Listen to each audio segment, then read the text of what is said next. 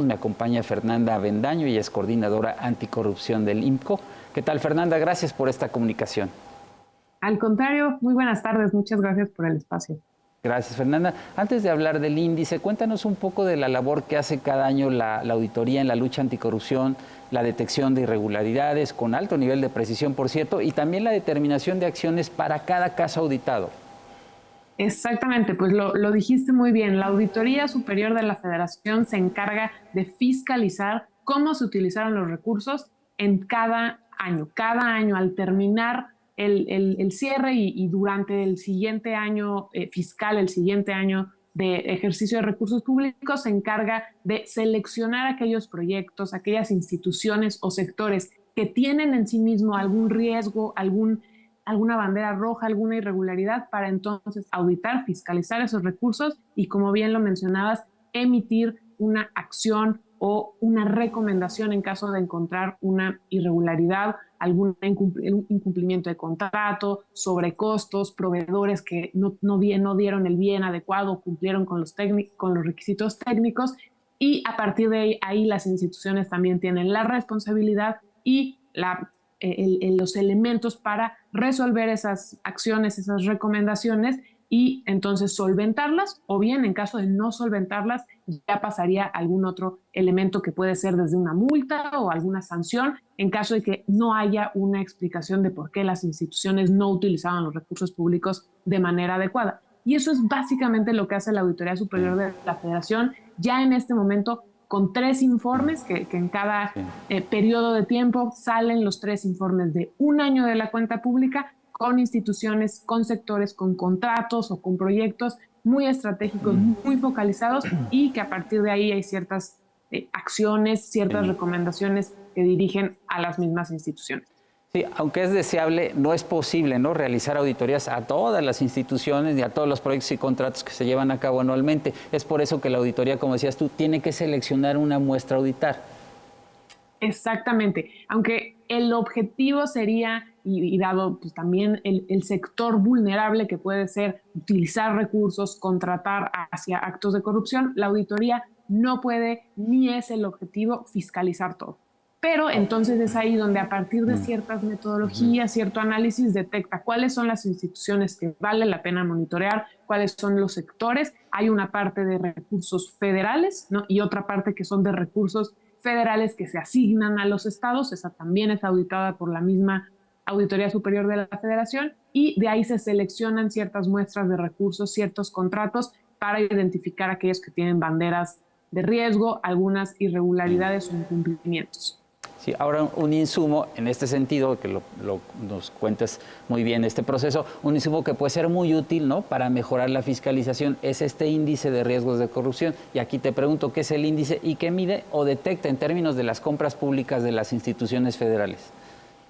Pues mira, el índice de riesgos de corrupción es una herramienta que desarrollamos en el IMCO, que tiene el objetivo de mapear cuáles son las prácticas de riesgo, como su nombre lo dice, en todas las compras públicas que hace la Administración Pública Federal. Aquí el valor agregado, digamos, la recomendación de utilizar el índice de riesgos de corrupción es que sí monitorea todos los contratos que son públicos, todos los contratos que realizan las instituciones federales, y detecta algunas banderas que pueden ser proveedores riesgosos, falta de competencia en las compras públicas, falta de documentos, falta de transparencia en el mismo proceso, y que uno de los elementos que puede ser de uso es a la misma Auditoría Superior de la Federación para, con ese primer mapeo, con ese primer elemento de dónde están los contratos de riesgo, la auditoría puede seleccionar no solo los contratos, sino también las instituciones que son más proclives a facilitar procesos de adjudicación directa o a no publicar los documentos, y con base en eso tener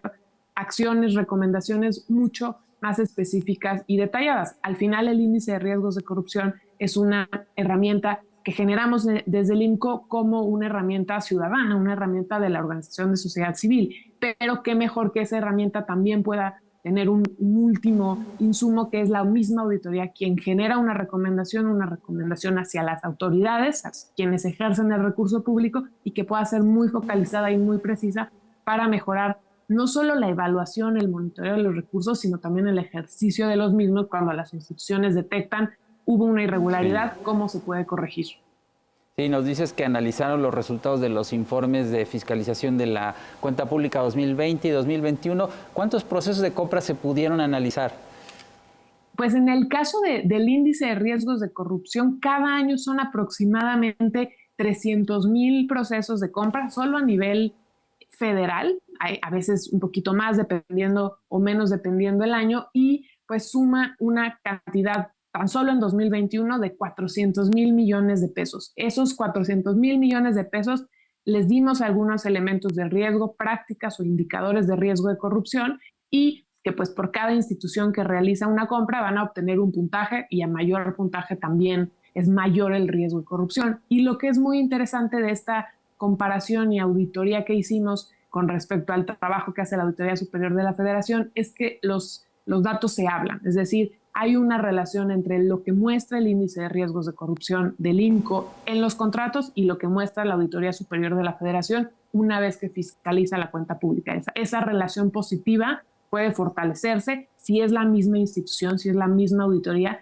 quien está monitoreando el índice de riesgos y posteriormente los contratos con las instituciones públicas. ¿Cuáles serían o cuáles son las instituciones que tienen un alto nivel de riesgo, estas banderas, como dices, en sus compras públicas? Pues mira, en el último año de compras que ya analizamos completo, que fue 2021, las 3 instituciones con mayor riesgo de corrupción son el INSABI, el IMSS y el ISSSTE, cuando hablamos de la categoría de instituciones que más dinero gastan. No son las instituciones que gastan poco y tienen mayor riesgos. Nos concentramos ahorita en las que gastan más de 3,000 millones de pesos en un año. El IMSS, el INSABI y el ISSSTE tienen mayores prácticas de riesgo de corrupción, y cuando lo comparamos con la Auditoría Superior de la Federación, también vemos que tuvieron un promedio de 20, 25 acciones por la misma auditoría que se enfocan en recomendaciones, algunas recomendaciones al desempeño o mejora del control interno, y que mucho tiene que ver con la contratación de bienes y servicios. Claro. Ahora, con motivo del Día Internacional contra la Corrupción, ¿qué propone el INCO para esperar y tener mejores resultados de la auditoría?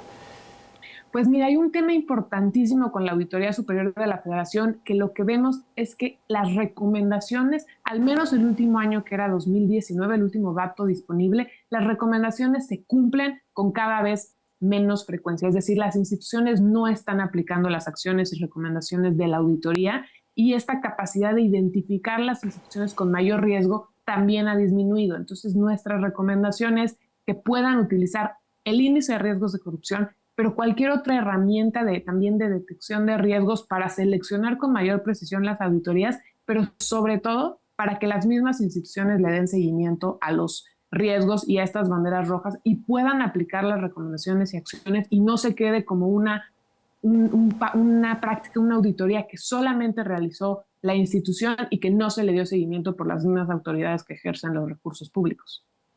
Bien, Fernanda Avendaño, coordinadora anticorrupción del INCO, gracias por compartir la utilidad de esta herramienta pues, para combatir la corrupción de manera más eficiente. Al contrario, muchas gracias por el espacio, y las invitamos a consultarla en imco.org.mx/riesgos de corrupción. Muy bien, gracias, Fernanda. Gracias.